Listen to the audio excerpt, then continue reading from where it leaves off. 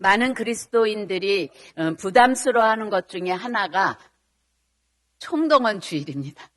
왜냐하면 전도하는 것에 대해서는 다 약간 마땅히 해야 되는 거기는 하지만 모두가 스트레스를 받고 부담스러워하는 게 어느 교회나 믿는 사람들의 특징인 것 같습니다. 그러나 부활신앙을 가진 우리는 적어도 다른 삶을 살아내야 됩니다. 코로나를 겪으면서 많은 중소기업 또 많은 자영업자들이 참 힘들고 어렵다고 이야기들을 많이 합니다. 그리고 대표적으로 또 어려운 세대 속에 속한 것이 청년 세대라고 이야기를 합니다. 그래서 새로운 신조어로 헬조선, 삼포시대, 엠포시대 이런 말들이 나오면서 청년들이 얼마나 이 세상을 살아가기가 힘든지를 반영하는 그런 말들이 유행하고 있습니다. 그런데 가만히 지나고 보면 안 힘들었던 시대는 없습니다. 대부분 전도하라 그러면 내 삶이 힘든데 내 문제도 해결되지 못했는데 무슨 전도야? 그런 말을 대부분 많이 합니다. 근데 힘들지 않았을 때 전도한다는 말은 큰 모순입니다. 왜냐하면 우리의 인생 자체가 안 힘든 때가 없어요. 그러면 죽어서 전도할 겁니까? 우리는 힘든 가운데서도 때를 얻든지 못 얻든지 주의 복음을 증거하는 자들이 부활신앙을 가진 그리스도인의 모습이라고 말할 수가 있습니다. 신앙생활은 형식적이고 세상 살아가는 준비로 바쁘면 참된 그리스도인이라고 말할 수가 없습니다. 우리의 삶 가운데 바쁘고 힘들지만 주님의 말씀이 온 땅에 복음을 증거하라고 우리에게 말씀을 하셨기 때문에 우리는 환경이 힘들고 내 삶이 어렵다 할지라도 어찌하든지 전도하려고 할 때 하나님의 놀라운 은혜와 축복이 있으리라고 봅니다. 부모님 세대를 보면 평안할 때가 없었어요. 일제 식민지 시대를 겪고 살만한가 했더니 6.25 전쟁이 일어나서 모든 삶의 기반이 흔들렸습니다. 그래서 열심히 잘 살아보세 새마을운동하면서 열심히 부강한 나라로 만들었지만 또 IMF를 맞게 되고 또 우리 모든 인류가 예상하지 못했던 코로나 팬데믹을 겪으면서 너무나도 힘들고 어려운 시기들을 우리가 지나가고 있습니다. 그러므로 문제가 없으면 하나님 앞에 충성하죠. 문제가 해결되면 내가 전도하죠. 그렇게 말하게 될 때 우리는 죽을 때까지 아무 일도 하지 못하고 교회를 섬기지도 못합니다. 오늘 우리는 새로운 믿음의 전환이 필요합니다. 부활신앙을 가졌던 제자들은 핍박을 받을 환경에 처했을지라도 순교할지언정 복음을 전했던 것을 볼 수가 있습니다. 또한 사도 바울은 부활한 주님을 만난 다음에 고난과 역경이 와도 감옥에 갇히는 일이 생길지라도 감옥에 가서도 복음을 전하는 그러한 신앙을 보여준 것을 볼 수가 있습니다. 오늘날에도 수많은 선교사들이 죽음을 내던지고 죽음이 온다 할지라도 그곳에 가서 복음을 증거하는 수많은 선교사들이 있다는 것을 여러분이 기억하시기 바랍니다. 스스로 내 삶의 무게가 너무 힘들다고 주저앉아 있다고 한다면 여러분의 신앙을 한번 점검해 봐야 되리라고 봅니다. 로안 윌리엄스라는 사람이 삶을 선택하라는 책에서 부활절이 뭐냐? 부활절은 예수를 통해서 하나님께서 하신 활동이 오늘날에도 이어지고 있음을 감지할 수 있는 능력이 회복되는 날이다. 성경에만 있었던 능력이 아니라 하나님의 그 강력한 능력이 오늘 지금도 일어나고 있다는 것을 볼 수 있고 느낄 수 있는 능력을 회복하는 게 부활신앙이다. 그렇게 이야기를 했습니다. 사도행전 3장 6절에서부터 10절까지 보면 여러분이 잘 아는 베드로와 요한이 하루에 3번씩 기도하는 전통을 따라서 성전에 가서 기도할 때 성전 민문에 안진뱅이가 앉아서 구걸하고 있었어요. 그랬을 때 이 베드로와 요한은 내게는 금과 은은 없지만 내게 있는 예수의 이름으로 일어나 걸으라 했더니 그 평생 동안 안진뱅이로 구걸하면서 살던 사람이 벌떡 일어나서 주님을 찬양하는 그러한 장면이 나옵니다. 오늘 베드로와 요한은 삶에 풍요로움이 없었어요. 그러나 그가 가진 것은 예수의 이름에 권세를 가지고 있었다는 겁니다. 우리가 삶에 문제가 없고 여유롭고 풍요로운 삶이어야 예수를 증거하는 게 아니라 우리 안에 예수의 이름으로 충만할 때, 예수의 이름의 권세의 능력을 믿는 믿음으로 충만할 때 우리는 우리의 삶의 자리에서 전도할 수 있습니다. 사도행전 3장 12절을 잘 들어보시겠습니다. 베드로가 이것을 보고 백성에게 말하되 이스라엘 사람들아 이 일을 왜 놀랍게 여기느냐 우리 개인의 권능과 경건으로 이 사람을 걷게 한 것처럼 왜 우리를 주목하느냐. 성전 미문에 앉아서 구걸하던 사람이 예수의 이름의 권세로 일어나 걸으라고 하니까 벌떡 일어나니까 사람들이 다 베드로, 요한 도대체 뭐야? 어떻게 이런 능력이 나타나? 그리고 주목하니까 왜 우리에게서 능력이 나온 것처럼 우리를 주목하느냐? 부활하신 예수의 이름의 권세는 당연히 이러한 능력이 나타나는 거다. 그렇게 오늘 이야기를 합니다. 로마서 10장 15절 한 목소리로 읽겠습니다. 시작. 보내심을 받지 아니하였으면 어찌 전파하리요. 기록된 바 아름답도다 좋은 소식을 전하는 자들의 발이여 함과 같으니라. 보내심을 받지 아니하면 어찌 전파하리요. 기록된 바 아름답도다. 뭐가 아름다워요? 좋은 구두를 신은 발이 아름다운 게 아니라 좋은 소식을 전하는 자들의 발이 아름답다. 그렇게 이야기를 했습니다. 부활의 증인들은 때를 얻든지 못 얻든지 고난이 오고 핍박이 온다 할지라도 굴하지 않고 자기가 경험한 부활하신 주님을 증거한 것을 볼 수가 있습니다. 칼 바르트는 교회는 하나님께서 세우신 공동체이고 하나님의 말씀을 믿고 순종하는 죄인의 공동체다. 그렇게 이야기를 했습니다. 쉽게 말하면 예수를 믿는 사람들이 모인 모임이 교회라고 말할 수가 있어요.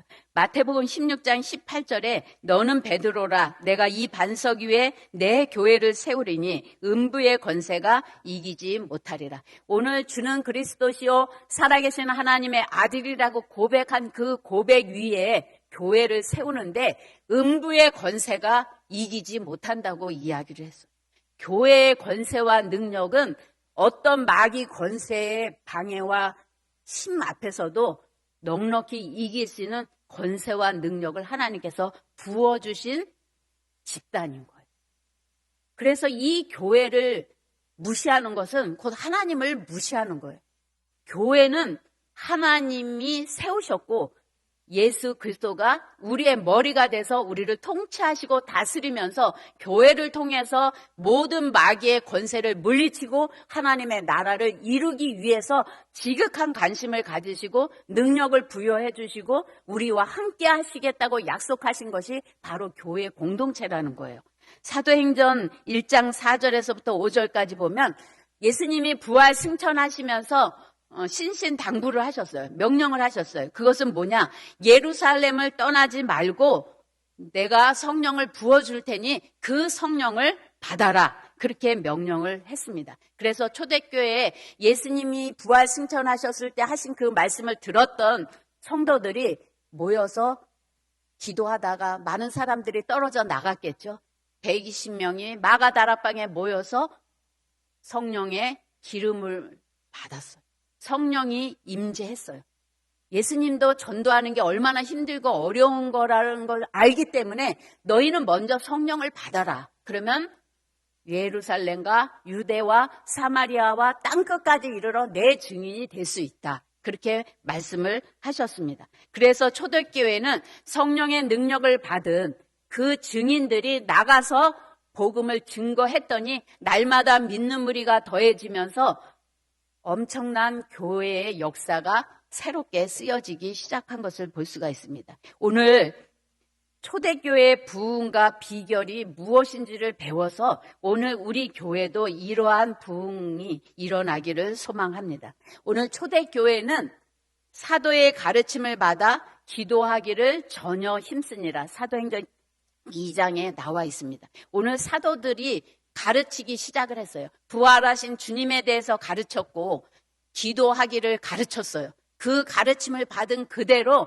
내 생각과 논리로 재해석하고 합리화시키고 세상을 바라보면서 적당히 한 것이 아니라 그 말씀 가르침 받은 대로 행했더니 부흥이 일어났다는 거죠. 오늘 기도의 전혀 힘쓰니라. 오늘 우리의 목장이, 우리의 교구가 왜 부흥하지 않을까? 많은 요인들이 있죠. 세상 사람들이 다 바쁘고, 교회는 더 이상 세상 사람들이 원하는 것을 줄 수 없고, 세상의 리더십은 더 찬란하게 발전하는데 교회는 여전히 권위적이고, 다 맞는 말이지만 저는 간단하게 말해서 하나님의 말씀대로 교회가 운영되지 않고 있기 때문에 그렇다고 진단을 내렸습니다. 여러분 전혀 기도에 힘씁니까? 그 교구를 위해서, 그 목장을 위해서? 전혀 기도에 힘쓰면 부흥은 당연히 올 수 있어요. 근데 우린 시간 나면 기도해야 합니다. 주일날 나오는 것만으로도 고마운 줄 알지. 내가 얼마나 힘들고 어려운데. 근데 성경은 주일만 나와도 된다고 하지 않았어요. 성령을 받고 그들이 한 태도가, 성령을 받기 전에도 마가다락방에 모여서 전혀 기도에 힘썼어요. 그랬더니 성령이 임했어요. 성령이 임한 다음에도 전혀 기도에 힘쓰니까 능력이 나타났어요. 그래서 삶의 자리에서 복음을 전할 때 놀라운 기적이 일어난 것을 볼 수가 있습니다. 예수님도 누가복음 22장 44절에 보면 수많은 새벽기도, 철야기도, 금식기도, 수많은 기도를 했고, 삶의 가장 위기가 왔을 때 이제 죽음을 맞이해야 되는 그 시점에도 예수님이 하신 것은 사람을 찾아다니거나 수단과 방법을 통해서 그 위기를 회피하려고 한 것이 아니라 하나님 앞에 엎드려서 기도했어요. 나 정말 이거 감당하기 어렵습니다. 제발 안 앉았으면 좋겠습니다. 그러나 나의 원대로 마옵시고 아버지의 원대로 되기를 기도하는 그 순간까지 가기 위해서 밤을 지새우고 땀방울이 핏방울이 되는 고난의 기도를 했던 겁니다. 오늘 우리들의 삶 가운데서도 내 의견이 있어요. 내 생각이 있어요. 내 감정이 있어요. 내 상황이 있어요. 그러나 그것들보다도 아버지의 뜻이 이루어지기를 원하나이다 씨름하는 기도가 있어야 된다는 거예요. 예수님을 믿는 제자라고 한다면. 골로새서 4장 2절에 보면 사도 바울은 기도를 항상 힘쓰고 감사함으로 깨어 있으라. 마틴 루터가 종교개혁을 한 그 사람이 이런 말을 했어요. 기도는 인생에 있어서 가장 소중한 일이다. 만일 하루라도 기도를 소홀히 한다면 신앙의 정열을 잃게 될 것이다. 하루라도 기도를 하지 않으면 신앙의 열심이 식어질 수밖에 없다. 그렇게 이야기를 했습니다. 평양의 장대현 교회, 우리 한국 교회에 부흥을 일으켰던 최초의 부흥의 시작이죠. 이 평양 장대현 교회에서 장로였던, 그리고 나중에 이제 목사님이 된 길선조 목사님이 성령의 불이 임해서 기도하지 않고는 견딜 수 없는 그 뜨거운 체험을 했어요. 그래서 친한 장로님 보고 함께 우리 철야기도 하자. 그래서 두 사람이 밤새도록 기도하다가 새벽에 큰 은혜를 받았어요. 그래서 당회에서, 장로니까 당회에서 우리 앞으로 전 성도가 새벽에 나와서 기도를 한번 해보자. 그래서 그게 당회에서 통과가 됐어요. 그래서 여러분이 그렇게 괴로운 새벽 기도의 원조가 된 거예요. 그래서 새벽 기도를 열심히 400명이 모여서 얼마나 은혜를 받고 말을 하면 견인력이 있는 거예요. 응답한 사람이 400명이에요. 교회에서 400명의 성도가 모여서 새벽 기도를 했는데 기도의 불길이 막 확산되기 시작했어요. 그래서 그 교회만 모여서 기도하는 게 아니라 평양 전체로 부흥이 일어나기 시작했어요. 그래서 그런 기도의 부흥이 확산되면서 1907년도에 그 유명한 한국의 평양 대부흥이 일어나기 시작했어요. 그래서 막 회개가 일어나고 막 사람들이 원수 맺은 사람, 돈 착취한 사람에게 찾아가서 회개하고 갚고 그런 일들이 막 교회에서 일어나기 시작한 부흥의 시점이 어디냐? 기도에서 시작됐다는 거예요. 영국의 웨슬리 운동, 독일의 경건운동, 미국의 부흥운동, 모든 그 나라를 뒤흔들었던 부흥운동의 시작은 작은 기도 모임부터 시작됐다는 겁니다. 사도행전 2장 46절 잘 들어보시겠습니다. 사람마다 두려워하는데 사도들로 말미암아 기사와 표적이 많이 나타나니. 네, 오늘 그렇게 기도했더니 나타난 현상이 뭐냐? 기적과 표적. 능력이 나타나기 시작했다는 거예요. 사도행전 6장 8절에 보면 스데반이 은혜와 권능이 충만하여 큰 기사와 표적을 민간하게 보이니, 부활하신 주님을 만난 삶이 어떻게 나타나느냐? 가서 복음을 전했더니 기적과 표적이 일어나기 시작을 했어요. 사도행전 8장 5절에서부터 6절까지 보면 빌립이 또한 복음을 증거하니까 기적과 이적이 일어나면서 그 성 전체가 기쁨이 충만할 정도의 역사가 일어났다는 거예요. 사도행전 19장 12절에 보면 사도 바울은 심지어 그의 손수건만 만져도 병든 사람이 고침받는 능력이 나타나기 시작을 했어요. 그러기 때문에 초대교회가 부흥할 수 있는 원동력이 됐던 것을 볼 수가 있습니다. 마가복음 16장 17절에서부터 18절을 잘 들어보시겠습니다. 믿는 자들에게는 이러한 표적이 따르리니 곧 저희가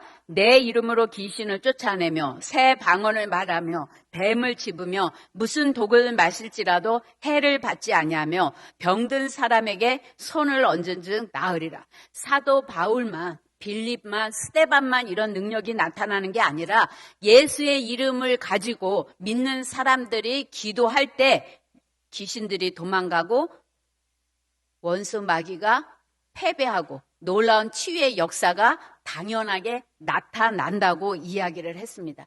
오늘 우리의 교구가, 우리의 목장이 부흥하기를 원한다고 한다면 여러분의 교구와 목장에서 그러한 강력한 표적과 이적과 문제가 해결되는 역사가 일어나야 된다는 거예요. 커피 먹고 떡 먹는 거 굉장히 중요해요. 초반에는 그렇게 해야 돼요. 그러나 이제 우리 교회는 그 초반을 지났어요. 소그룹 한 지가 벌써 얼마나 많이 흘렀어요. 이제는 우리의 소그룹에서 기도를 전혀 힘쓰고 그 결과 어떤 문제를 가지고 왔다 할지라도 고침받고 간증할 일들이 넘쳐나서 다른 사람들에게 전하지 않고는 견딜 수 없는 그러한 역사가 우리 교구와 목장에서 이제는 일어나야 됩니다. 자신이 없으시죠? 오늘 우리도 성경에는 그러한 능력이 나타나는데 내가 하면 안 나타나요. 용량이 아직 안 차서 그래요. 하나님이 나를 쓰시기에 합당한 용량, 기도의 용량, 헌신의 용량, 인격의 용량, 무엇인가 하나님이 나를 저울에 달고 있을 때 나를 쓰기를 원하셔서 나를 가꾸시는데 아직 내가 미달된 부분들이 있기 때문에 안 나타날 수 있어요. 그러나 말씀에 쓰여져 있기 때문에 그 말씀을 믿고 날 때까지 우리는 기도하고 문제가 해결될 때까지 기도하는 그러한 부흥이 목장 가운데서 일어날 때 우리는 밖으로 하나님의 은혜와 능력이 확산될 수 있는 그런 교회가 되리라고 봅니다. 사도행전 2장 44절에서 45절을 잘 들어보시겠습니다. 믿는 사람이 다 함께 있어 모든 물건을 서로 통용하고 또 재산과 소유를 팔아 각 사람의 필요를 따라 나눠주며.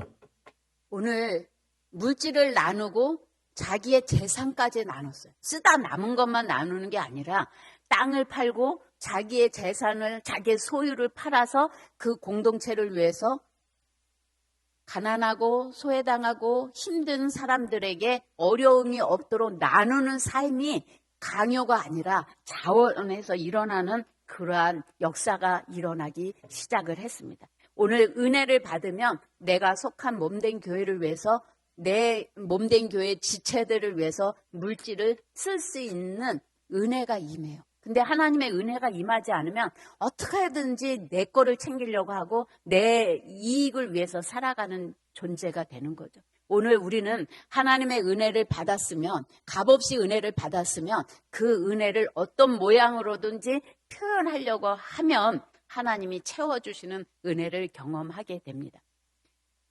나누는 것도 훈련인 것 같습니다.